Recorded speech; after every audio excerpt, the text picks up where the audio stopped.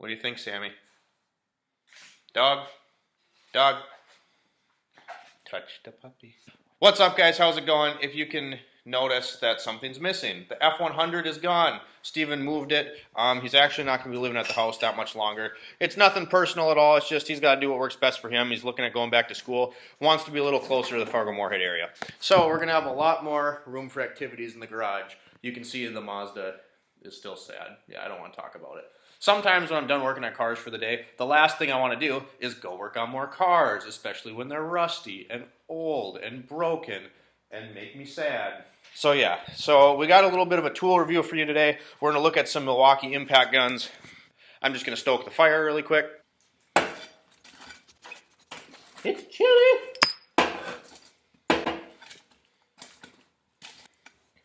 Bet you didn't know I was Amish. So this is going to be the official unboxing of my new M12 Fuel Stubby 3/8 impact wrench.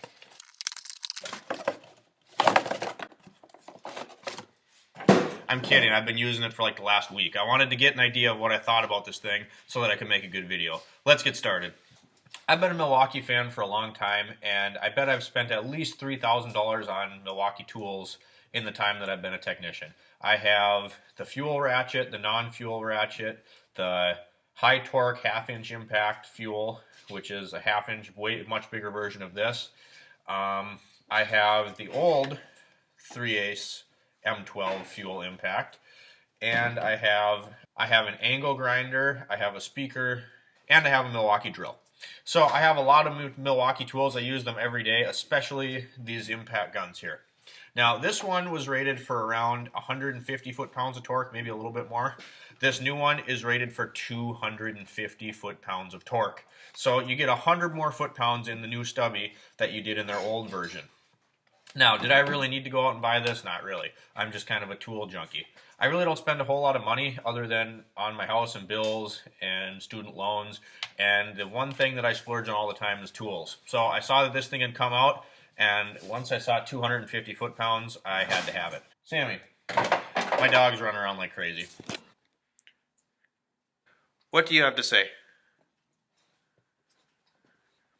Do you like Milwaukee? Yeah, we do. So yeah, like I said, as soon as I saw this thing come out, I knew that I had to have one. So I went over to our Acme tool distributor literally the 2 days after I saw that these had come out, and I went and picked one up. This one is working just fine, like completely fine. I still love this thing. I use it every day. I just wanted to try the one with more power because why not? I can. A lot of things, so I haven't really seen anyone compare these two side by side. I've been using this for about a week side by side with this one. Now you'll notice this one has a 4 amp hour battery in it, and it's actually an off-brand battery. It's just a cheapo eBay special. And about these, I did a little bit of research before I picked these up, and I got 2 of these 4 amp hour generic knockoff batteries on eBay for 26 bucks for 2. And if you read on the bottom here, this one's actually made in Korea, not China. And from the research I did, these ones typically have better battery cells in them.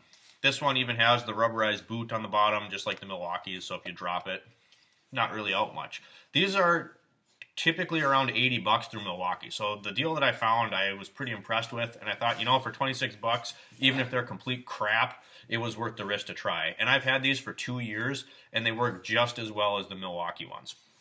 So definitely something to look into. There's not a brand name on there, but that's what it looks like.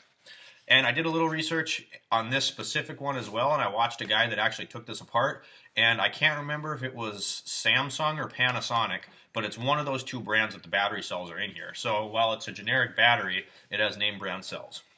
You do get a little more power using these in these M12 tools versus the smaller battery.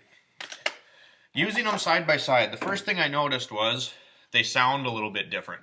You can just tell that this one sounds a little more refined. I don't know if it's going to come up on the camera, but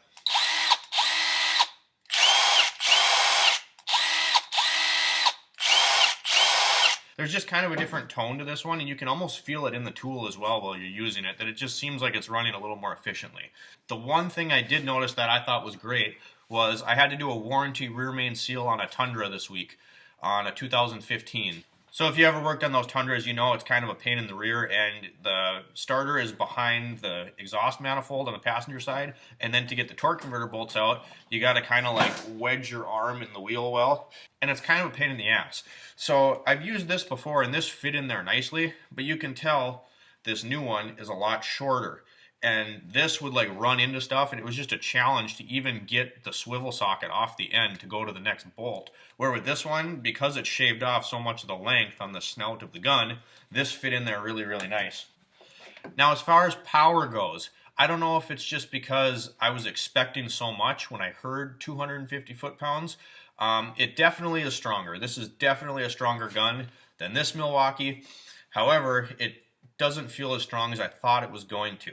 I've seen a few videos of guys taking wheels off half-ton trucks and stuff like that with this gun. Granted, you have to put an adapter on the end, which is going to give you a little torque loss to fit the bigger socket, you know, a 21 to 22 mil socket. But I did that still, and the adapters that I have are very, very low profile. They're from Mac tools, and it almost creates no extra length on the snout of your gun. So as far as adapters go, there's very little torque loss. Now, I put that on there. I put a 21 millimeter socket, and I did take lug nuts off of a vehicle with this. It didn't like it. It wasn't like some of the videos I've seen where they just zip them off nicely like my half-inch would. And that's not to say this is a bad gun at all. A 3/8 battery-powered 12-volt tool was never made to take lug nuts off of vehicles. That's overworking this thing. Use the right tool for the job. However, it's very impressive that this would do that. That really impressed me. So I thought that was pretty cool. So what I was planning on doing with these is doing a little torque test, and a couple of different reasons why I didn't do that. I could not get the 2 bolts to hold in my vise at work long enough, my big vise, to be able to torque them to 250 foot-pounds, which is supposedly the limit of this gun. The second reason I didn't do that, and I tell you what, I didn't get it to 250, but I got that thing down tight, and this still struggled and wouldn't take it off. So I don't know if I completely buy that, but the second reason I didn't do it is that's not real world. I could really care less if this can actually do exactly 250 foot-pounds and this is exactly 150. I know this is stronger. I know it's a little more efficient. Is this still a good gun? Absolutely. I know this one's a little better, and really over the power, like I said, I like the size. It really helped me out this week when I was doing that job. It made it a lot easier. It made it a lot faster. And when you're in the automotive field, you're all about efficiency. And I can maximize my efficiency because this fits in tighter spots. Did I need it? No. Is this still a good gun, and does it have more power than you really need in something like this? Absolutely. You have to be careful with even this one because you can snap off bolts. It's happened to me. So yeah, I still think this is a good gun. One other thing that I really like about this, that this one doesn't have, is this gun only has 2 power settings, 1 and 2. This one actually has 3 settings and a 4th setting, which is auto shut-off mode. So what that does is it zips the bolt in fairly quickly, and once it senses it's starting to get tight, it cuts it off. So this way, you can still go and be quick about zipping stuff in and not have to worry about snapping anything off.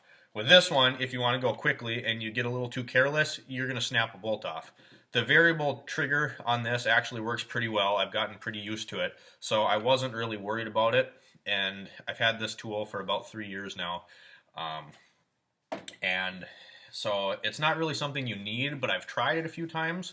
Today I did a water pump and it had a bunch of 10 millimeter bolts. And guess what? I didn't even have to worry about trigger control because I had auto shut-off mode. Kind of nice. Do you need it? No. Is it nice? Yeah, now that I have it, I kind of like it. So next what we're going to do, I'm just going to tighten and loosen a few things with each one so that you can see the difference. And I think what I'm going to do is I'm going to take this one and tighten something as tight as I can get it with this and try to take it off with this one just to show you the difference.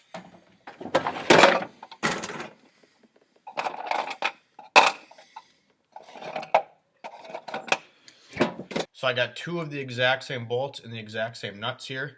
So I actually saved these for doing the ball joints on the Mazda pickup. So I'm going to clamp both these in the vise, I'm going to tighten them down, and we're going to loosen them and see which gun does a better job.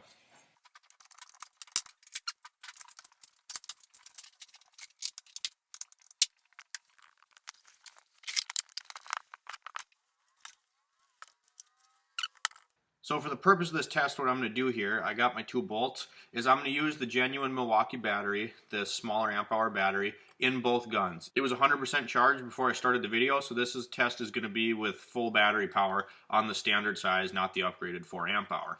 So I'm going to tighten both of them with the new Stubby impact, as tight as it'll go on both of them.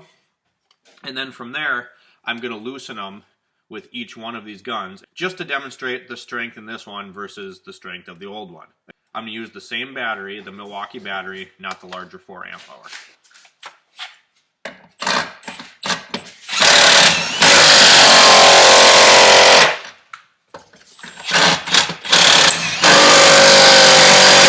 Alright, so now both of our bolts are tight. We're going to start with the old 3/8 version and see how this goes.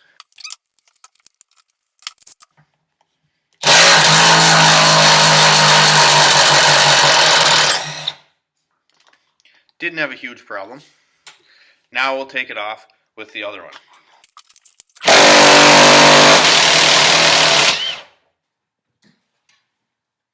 Personally, to me, I realized that wasn't the most scientific test. It wasn't supposed to be. Like I said, I'm more concerned about increasing my efficiency with the tool than I am about its power numbers being exactly to the dot where they say they're going to be. This definitely feels like it ratchets a lot smoother and it takes a lot less time to get something tight off. After the original release of pressure on the fastener that you're breaking free, it seems that this takes a lot less effort to finish taking it off, whereas it seems like this one takes a little bit more time. I don't know, maybe it's just how it feels, but to me this one definitely feels more efficient. So the big question is this a better tool than this? Yeah, it's a better tool. It has more power settings. You can be a little more careless because you have auto shut-off mode, and it's got a little more power. Most importantly, it fits into tighter spots. And if you're someone like me that works on cars or machines for a living, that is something that is important to you.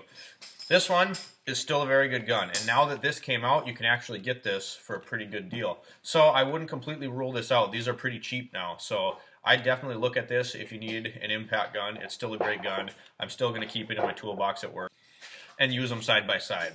Thanks for tuning into this Milwaukee tool video. We'll see you next time.